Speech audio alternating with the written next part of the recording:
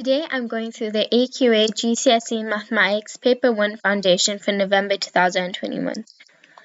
Question 20A reads as follows. A, B, C, and D are junctions on a motorway. Distance CD is 3 times the distance AB. Distance BC is 25 miles. Salma drives from A to C. She drives for 30 minutes at the average speed of 62 miles per hour. Work out the distance AD. CD equals 3AB. So distance BC is 25 miles, AC is AB plus 25, so that's 31 miles, so AB plus 25 is 31, AB equals 6, so CD equals 18.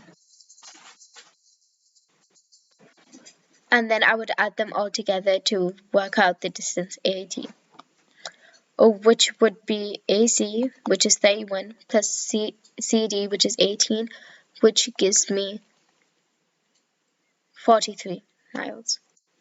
Like and subscribe for more.